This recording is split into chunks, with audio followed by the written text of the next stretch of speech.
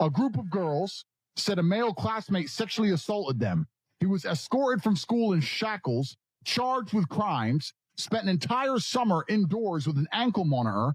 Finally, the girls admitted they made it up because they didn't fucking like him. That is absolutely insane that girls sat there, made up a story about a man and ruined his life. He could have committed suicide, stuck in his house, worried about being accused of something he didn't do.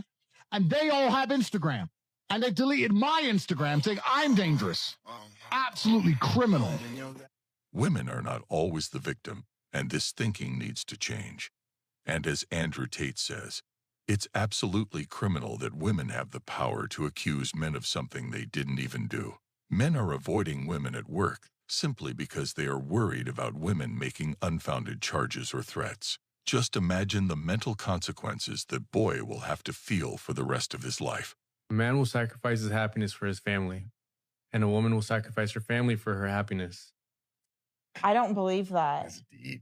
Because you guys are the men. No, because it happened to me in real life. I think it's, listen, this is hard for you to accept it because I don't think, I think you would be different. You're good. But my mom left when I was like 1 or 2.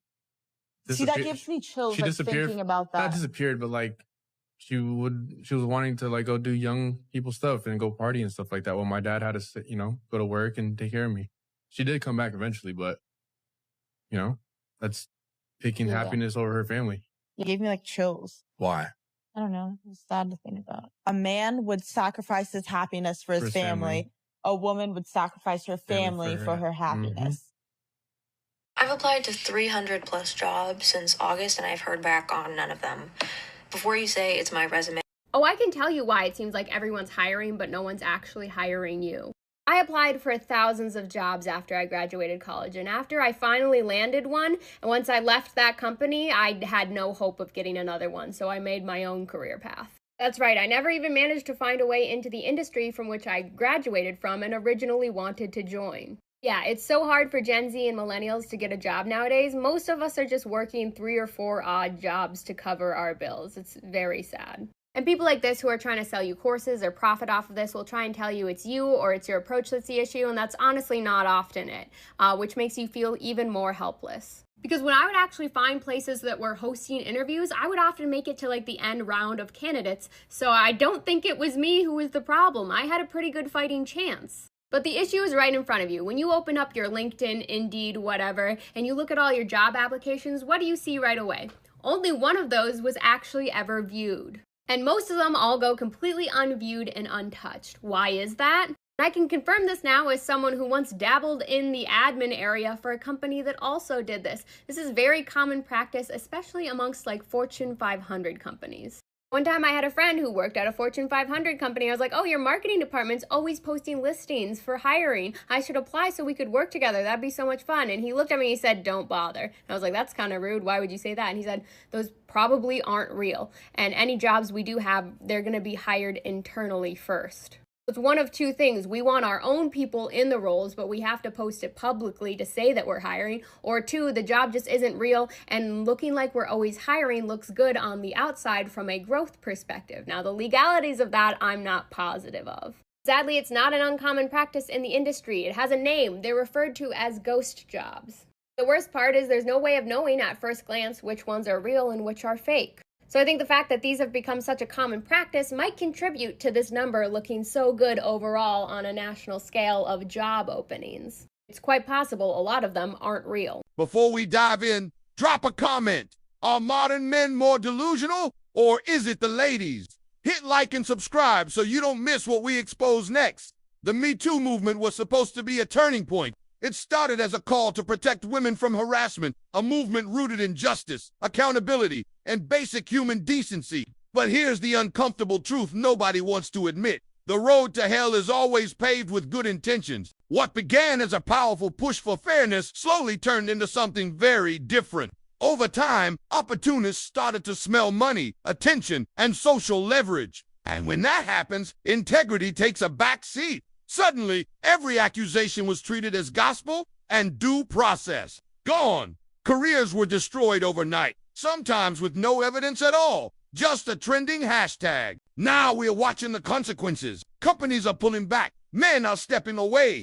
Even women who truly suffered are finding it harder to be heard because the waters have been muddied by false claims and cash grabs. The very movement that promised empowerment is collapsing under its own weight. And here's the sad irony. When you mix real pain with performative victimhood, everybody loses.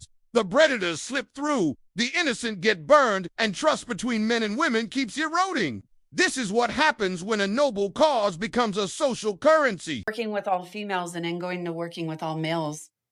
Oh, yeah, there were a few things that I didn't like, but it was such a godsend because males, for me, and for me anyway, were so much easier. And overall, I mean, her and I work well together. I think that's very rare, actually, because we're best friends and we can work together. And I think that's a rare situation. But working with males is a lot easier for me. Woman wins compensation from employer after her boss refused to say hello to her 3 times. Not once, not twice, but 3 times. She is that lady. Cha-ching. I remember the episode when I was talking about how you go into an office, you say good morning, no one responds. You say goodbye, no one responds. Well, you people that like to act bougie, specifically the employers, we coming for you.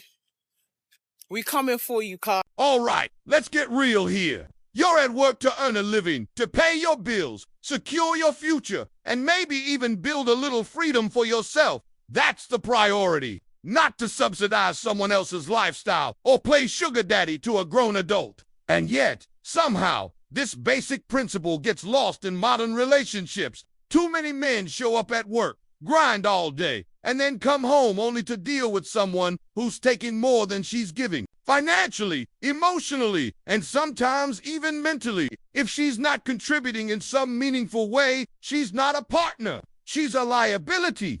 She's a drain on your time, energy, and resources. Think about it. Distractions at work cost money. Distractions at home cost your life. Every hour you spend cleaning up someone else's mess or covering their laziness is an hour stolen from your own growth. High-value men don't have the bandwidth for unbalanced relationships. And here's the kicker. Society keeps pretending this is normal, or worse, romantic. The truth is, being responsible for yourself is one thing.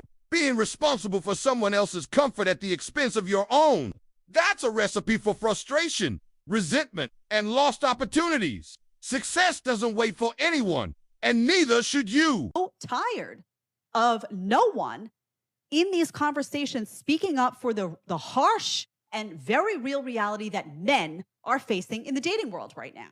Because we talk about what women face. We're perfectly comfortable saying there's deadbeat guys who need to, get off their bum. You need to, make your money. You need to be able to provide for your family. You need to be in shape. You need to be fit, because if you're fat, you can't, and you're running across the street with a jiggle belly, you can't protect your woman. We are comfortable saying all of these things, but we are not comfortable checking women and saying, are you in your feminine? Are you virtuous? Maybe that body count of 86 is catching up with you, honey. I'm not into it. We are not comfortable challenging them. If companies can pay women less, why don't they hire all women? Well, that's a whole nother story. Really? I understand your argument, and I understand that you're angry. I'm not angry. I can hear it in your voice. I'm not angry. Your voice. I'm hearing my voice and I sound pretty calm. You have now shifted the quality of your voice, and I thank you for that. Okay. And you've just given me a condescending look, and that's another right. Here's a hard truth nobody likes to talk about. The Me Too movement, for all its original power and purpose, has also become a breeding ground for hypocrisy. And before anyone jumps down my throat, yes, harassment is real, serious, and should never be tolerated. But when you look closer, patterns emerge that are rarely discussed in mainstream narratives. Some women, seeing the social and financial leverage the movement offers, have weaponized it. There are countless stories of female employees making unwanted advances toward male colleagues, and when those men politely say no or avoid the drama, suddenly the tables flip.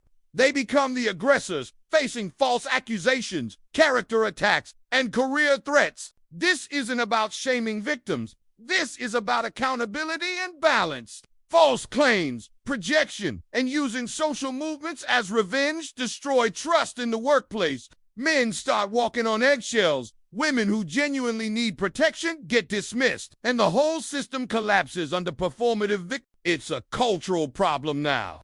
The tools designed to protect the vulnerable are being exploited, and everyone loses. Men learn to distrust, women lose credibility, and the workplace becomes a minefield of suspicion, all because integrity got traded for opportunism. The very movement meant to create justice is now exposing just how messy human behavior can be when motives mix with power. Can pay women less. Why don't they hire all women? Someone has to be in charge, yes. Despite what you might be led to believe, women are not paid less for the same work as men. The statistics these claims are based on are fantastically pedestrian oversimplifications of the wider situation. Many companies know about this female trait and are actively avoiding hiring women. More trouble than anything worth. Besides, productivity is also affected if more women are hired. This is why I just quit my job as a doctor and moved to Mexico City. I know that if you've been following me for a while, this may come as a shock because it would seem that I really liked my job, and I did. This has nothing to do with not liking my job. Men, it's just interesting because we can like our job, Here's a perfect snapshot of entitlement in action. She wanted the prestige, the title, the money, the social validation of being a doctor, but none of the sacrifice that comes with it. Long shifts, grueling hours, the kind of stress that actually earns you respect in the medical field. Nah, that's too much. This isn't just laziness. It's a mindset that's become all too common. People want the rewards without paying the price. They crave the status, the Instagram posts, the ego boost. But when reality demands effort, commitment, or accountability, suddenly the dream job is too hard. And now we're told she's moving to Mexico City. Sure, everything will turn out well there. In the same way a lottery ticket might turn into $1 million payout, the culture of expecting success without sacrifice is everywhere, and it's feeding an entire generation of disappointment. Here's the bigger picture. Ambition without work isn't ambition, it's entitlement. And society keeps rewarding that delusion, which only makes the problem worse. If you want respect, results, and real achievement, you can't pick and choose the parts you like. Life doesn't work that way, and pretending it does is a recipe for failure. You can hire, like, let's use the 83 cents to $1. Yeah. Okay? If you can hire women for less than you can hire men, how come all these companies aren't just hiring women? Because then it's going to be looking like they're just giving the woman the job and we're just putting more women in women. And I feel like I feel like you need to diversify the workforce because we do have different ideas. We do have different type of, like, in that sense, like your idea might be different than mine, that I might not have thought of that, maybe because you experienced something different than I have. Let's paint a scenario that's less hypothetical and more reality in today's corporate world. You're a business owner, an executive, someone who's responsible not just for profits, but for the livelihoods of your team. Two candidates walk into your office equally talented, equally qualified. On paper, they're a perfect match. But there's a catch. One has the potential to destroy careers with a single tweet, a single misstep amplified online. The other, no such risk. Now, ask yourself, who gets the job? It's not a question of fairness, gender, or political correctness. It's about risk management. Companies can't afford to gamble with their reputation or the stability of their workforce. Every HR scandal, every viral social media accusation comes with real costs: lost revenue, talent turnover, legal fees, and public scrutiny. The modern workplace rewards competence and predictability. That's why some organizations quietly favor candidates who, despite equal skill, don't carry the potential for high-stakes drama. It's uncomfortable, but it's also logical. In 2025, professional environments are evolving, not just based on ability, but on the realities of culture, social media, and human behavior. And if you can't see the implications of that, you might be blindsided by the consequences. Let's rewind the clock a bit. Back to a time when office dynamics were completely different. There was an era when women were segregated in the workplace. Not out of malice, but out of a rigid social structure. Women were often funneled into secretarial pools or support roles, while men held the decision-making power. A female manager would oversee the secretarial team, acting as a bridge between the women on the floor and the higher-ranking male executives. Essentially, she was the gatekeeper, ensuring the workflow stayed smooth, but the real authority still rested with men. Women could influence, organize, and execute, but they rarely controlled outcomes or strategy. It's fascinating to look at this through a modern lens. Back then, the hierarchy was clear, roles were defined, and expectations were straightforward. Today, everything's blurred. The old structure kept professional boundaries predictable, and while it limited opportunities, it also limited chaos. In contrast, the contemporary office faces new challenges. Entitlement, social media scrutiny, and workplace politics have created a much more unpredictable environment. History shows us that structure and clarity, even when imperfect, helped maintain balance. Understanding that context gives insight into why some companies today are cautious, why risk management drives hiring, and why modern office dynamics are far messier than they used to be. I've just decided altogether to avoid women, that it's better to be single guys. And they're like almost proud, happy about the fact that they're going to choose and make the choice to avoid the entire gender of women because they have yet to actually resolve the war they have within themselves. Here's a perspective that comes from experience, the kind you can't just read about in articles. Having worked with women in professional settings, some people quickly learn to monitor every word, every gesture, every casual comment. And this isn't about paranoia, it's about self-preservation. Even back in the 90s, navigating office dynamics required a level of vigilance that most people underestimate. Fast forward to today, and the stakes are exponentially higher. Social media, viral accusations, and heightened sensitivity mean that every interaction can be scrutinized, misinterpreted, or weaponized. Men, and honestly, everyone in positions of responsibility, have to be hyper-aware. A casual joke, a misunderstood comment, or even a polite rejection can spiral into a public ordeal. This isn't about blaming anyone. It's about understanding the new reality of the workplace. Professionalism now comes with an extra layer of social calculus. And for those who remember the earlier days, it's a stark contrast. What once required caution now demands constant vigilance. The truth is clear. The modern office environment isn't just about skill or talent anymore. It's about risk management, perception, and navigating human behavior with surgical precision.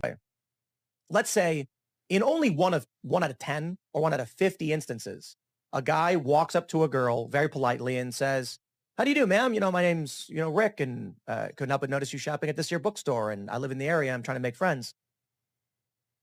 How does he know that he's not going to end up with a viral clip? Imagine running a business in today's climate: lawsuits, HR complaints, and social media firestorms lurking around every corner. Some owners are now thinking the unthinkable, setting up a system where male and female employees work in completely separate spaces, not because they hate women, but because they fear the fallout of a single accusation, true or false. In this setup, the terms are clear from day one.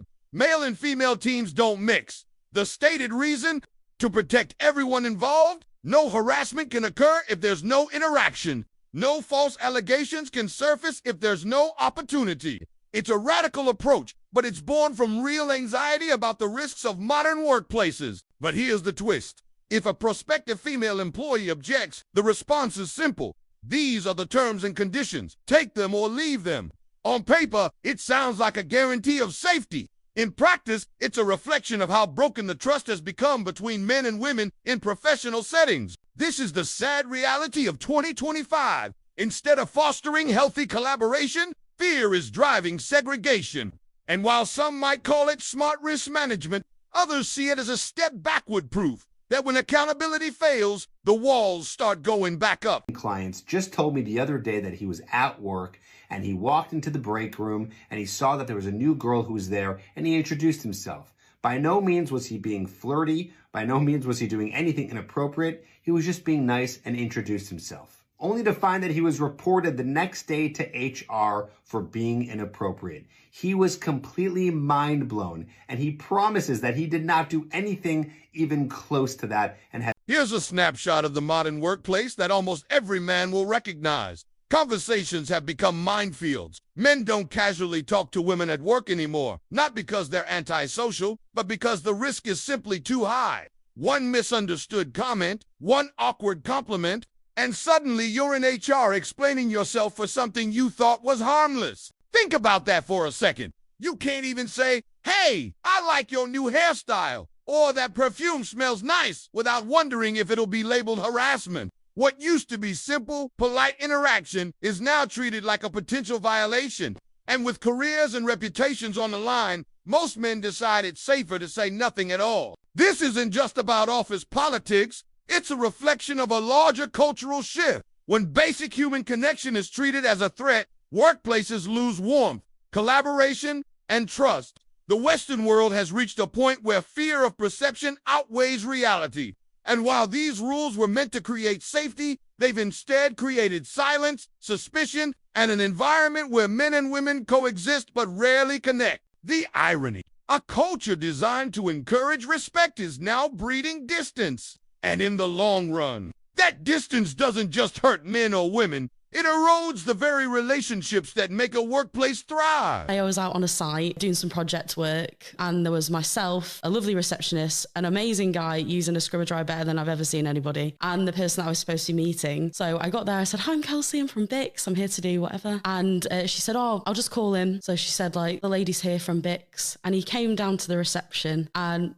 I was like, "Ready?" And he literally looked straight past me and even looked outside, and I was like logoed up, ready, excited, and there was like only us four in the. Here's the key difference that most people miss. It's not rejection that keeps men silent in today's workplace. Rejection has always been part of life. Men have been hearing no since the beginning of time. What's changed is the power dynamic. Now, men fear a far more dangerous scenario: retroactive withdrawal of consent. Think about that. A conversation, a friendly interaction, even a consensual connection can be reinterpreted days, weeks, or months later. What once felt mutual can suddenly be framed as inappropriate. And in a culture where accusation alone can end a career, the stakes are terrifyingly high. This is the imbalance nobody wants to admit. Women, whether intentionally or not, now hold the ability to redefine an encounter long after it happened. And companies, terrified of public backlash, almost always side with the accuser first and ask questions later. So men adapt, they pull back, they avoid interaction. And the result is a workplace that feels colder, more suspicious, and less collaborative than ever. It's not about fear of women themselves. It's about fear of a system where the rules can change at any moment. Thanks for watching, Kings. If you found value in this breakdown, hit like, share it with a friend, and subscribe so you don't miss the next truth bomb we drop.